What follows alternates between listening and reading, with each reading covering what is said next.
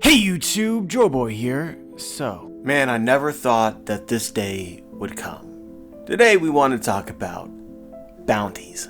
So it appears as though Wano is wrapping up, and of course many things could potentially happen as we end the arc. But for now, Kaido and Big Mom are defeated. We can start to get a sense of the accomplishments that Luffy, crew, and allies, what they've done in the arc. And I think that you know, right, that after all of this, especially with the world government literally being present here, and following along with all the drama with CP0, bounties are incoming. I'm sure at this point that you have read the titles, so you kind of know what's going to happen in the video, but the premise is that Luffy is going to become the world's most wanted man. Potentially the most wanted man in history. And we'll spend the rest of this video trying to justify it because it is kind of what I believe. But let's begin with some numbers so that you get a rough perspective of what it is that we should be looking forward to. Luffy currently has a bounty of 1.5 billion, which is the 7th highest bounty revealed in the story so far, a little bit below Blackbeard, the new emperor, who sits at 2.2 billion. When you get to more established Yonko, the ones that have been Yonko for a while already, bounties tend to be closer to 4 or 5 billion. Shanks is at 4, Big Mom is at 4.4, and Kaido is at 4.6. Before Whitebeard died, the world's strongest man had a bounty of 5 billion. And before Roger died, the king of the pirates had a bounty of 5.5 billion. This is currently the highest bounty revealed in the series so far.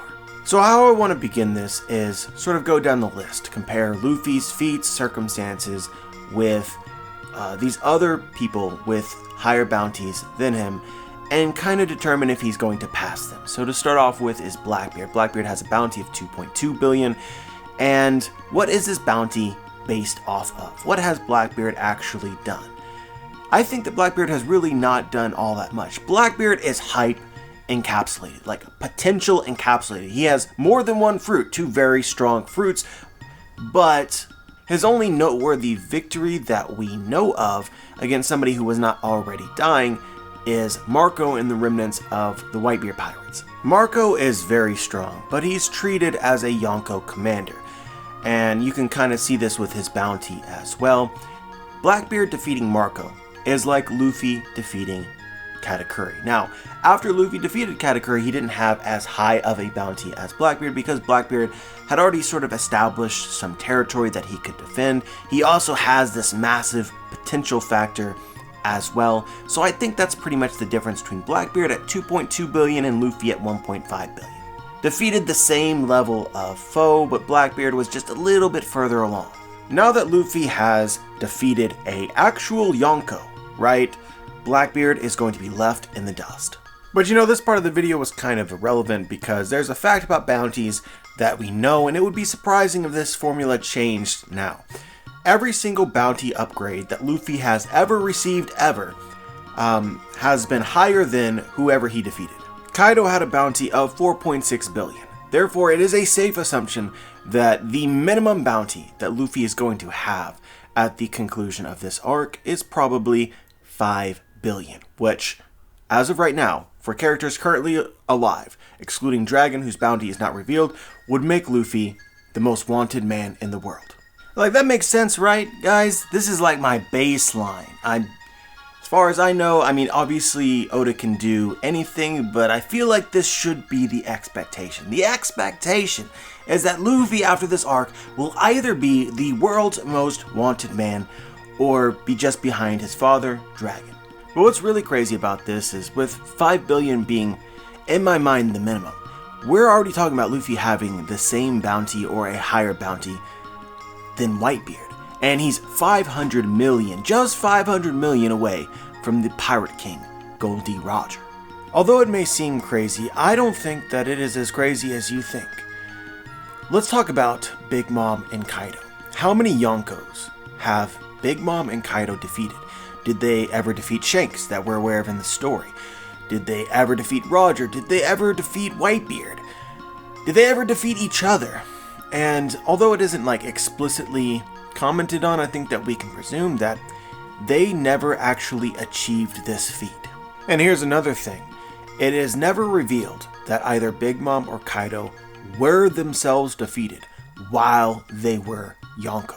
The picture that I have in my head, probably around 2 years ago and beforehand, when the current Yonko or previous were established, Whitebeard, Shanks, Big Mom, and Kaido, is that it was a kind of stalemate.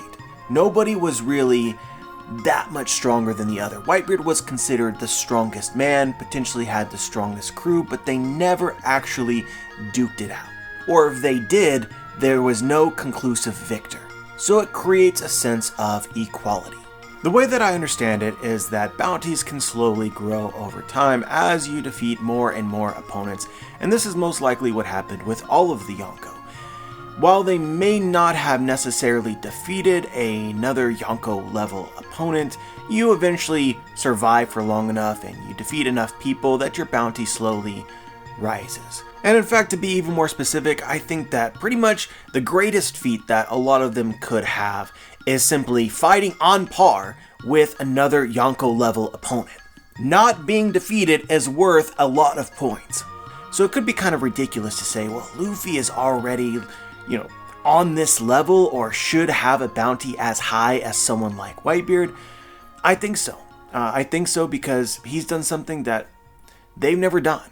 And in fact, I am not sure that even Gold D. Roger accomplished this same feat. Again, the details in the story are sparse, and Roger did defeat Shiki, and I'm not sure where Shiki stood at the time, but in terms of your very most top tier pirates, your Big Moms, your Kaidos, your Whitebeards, I don't ever get the impression that Roger conclusively defeated them. And in fact, evidence from the story seems to suggest otherwise. Because Roger didn't fight Big Mom in Whole Cake Island, he snuck into Whole Cake Island and stole a rubbing of her precious poneglyph. So Roger kind of didn't want that smoke. The only opponent that we know of that he did, Rox D. Zebek, he was fighting hand in hand with a Marine in Garp. It was, as far as we are aware, a 2 versus 1. And regardless of the truth of the circumstance, I think that you understand that the world government is the one who creates the bounties, and Garp, having fought against Rox D. Zebek, he received most of the credit. And in fact, when we see the Marines talk about Rox, a lot of Roger's role in this was covered up. This doesn't mean that he didn't get a bounty spike because of it. I'm certain that he did. But you can see how it might be limited in comparison. Honestly, I think that the thing that Roger did, which really put him above everyone else, was find the true history, find Laugh Tale, find the secrets that the government wanted to cover up. And at that point in time, he received the highest bounty of 5.5 billion. But there's more that he potentially could have done to have earned a higher bounty, and things which Luffy has or will. Let's just be honest, Luffy hasn't quite been rewarded for these things yet, but he's done several things that literally nobody has ever done before that we know of. He broke into Eni's lobby and escaped alive. He broke into Impel Down, released all of the prisoners, and then escaped alive. And now he's defeated a Yonko. I think that all of these other feats are easier to ignore when you doubt Luffy's individual strength, but there will be none of that anymore. Because Luffy is legitimately Yonko level. That is simply a fact. And more than this, because of his bravery or brazenness or his stupidity, however you want to look at it, he is extremely dangerous. There is almost nothing that Luffy won't do. He is a threat. The world government should also know that the only remaining long-standing Yonko is most likely his mentor and friend. In my mind, without question, as of this moment in the story, Luffy is the most fearsome pirate on the seas. The world government is going to fear him more than anyone else. And it's going to be reflected in his bounty. Basically, I'm saying that without any more information, there is a very legitimate argument that Luffy could have a bounty higher than Gold D. Roger at the conclusion of this arc. A lot of people have pointed out that Gomu Gomu is comprised of the numbers 5 and 6, so 5.6 billion could be fitting. despite the fact that Luffy's fruit actually changed its name, but I don't think that Oda's going to consider that too relevant. So at this point, I'm pretty confident that if you ask the majority of fans, probably most of them are going to fall into like one of three categories. Luffy's going to have a bounty of about 5 billion. Luffy's going to have a bounty of 5.6 billion, which puts him just above Roger, which you kind of wonder whether Oda made Roger 5.5 for that reason. Or if you liked round numbers, maybe 6 billion. I think that this is where most of the speculations are going to lie. And I'm going to try and argue that even if it doesn't happen, it's potentially realistic that Luffy ends up with an even greater bounty. But the biggest sticking point, of course, is that Goldie Roger was the actual king of the pirates. The king of the pirates had a 5.5 billion berry bounty, so you're just going to put Luffy, when he's not the king of the pirates, at a bounty higher? I think that's going to trip up a lot of people. But why it doesn't trip up me is because the world government already knows that Luffy is the chosen one. He is Joy Boy. This is may not be a thing that they ever reveal. In fact, I don't expect them to ever reveal this, but they know. And on his crew is the one person that we know of in this world that is capable of interpreting the poneglyphs. The only way to one-up the title of Pirate King is to be the literal person of prophecy that is predicted to turn the world upside down and bring down the established order. I'm sure I got a million comments about this before I got to this point in the video, but I purposely chose to exclude it up until now because I think without this, you can argue that Luffy will have a higher bounty than Roger. Add this in here and good lord, you could argue that no price is enough. Defeating Luffy is literally priceless. The Gorosei hyped up Luffy's fruit. It's a fruit of legend. A fruit that previously belonged to probably somebody very significant. These details aren't confirmed yet, but I believe them very strongly. People know about Joy Boy. People know about whatever prophecies or predictions that surround him. And I believe that Luffy has the right fruit. This is one of those times where we have to argue that bounty is not a direct reflection of strength. Is Luffy right now stronger than Goldie Roger was? Is he, by leaps and bounds, stronger than everyone else, including Shanks? No. But a bounty is not a direct reflection of strength. It's more so a direct reflection of your threat level. And Luffy's threat level has got to be the highest period. But there's some potential politics which might surround this, which I think that maybe Oda will consider, and certainly the Gorosei should consider. Like, let's just say that Luffy is literally priceless, and the Gorosei want to give Luffy like a 10 billion berry bounty. What are the potential repercussions of this? And there are some. Like, for instance, by giving him this bounty, you're acknowledging him in an almost unprecedented way, which might actually give Luffy more support or help him along his journey. People see a bounty that crazy high and they're like, I'm not going to mess with that guy, and also, maybe we should join teams because the world government is scared. But I question how much of a difference it's really going to make, whether Luffy's bounty is 5 billion or 5.6 billion or 6 billion or 10 billion, right? All of those numbers are the highest out of any pirate that we know of. So, is that really going to make a big difference? Would you rather, if you're the Gorosei or the world government, just promise pretty much whatever the person who defeats him wants, just to entice people to try and get him? I think so. And this is without mentioning things that are unconfirmed, which I suspect are happening in the background. You can talk about the Strahat Grand Fleet. How notorious is the Strahat Grand Fleet? They wear or represent the Strahats. Are they taking territory in the New World to add with the territory that I believe that Luffy has already acquired, stretching from Fishman Island to Dressrosa and probably Wano? If not now, then soon. It's actually somewhat funny, but you realize that Luffy has successfully distracted two Yonkos, Big Mom and Kaido. So there's a lot of territory to potentially be freed or taken. And then on the other hand, you have Shanks. Is Shanks going to stop a Strahat Grand Fleet member?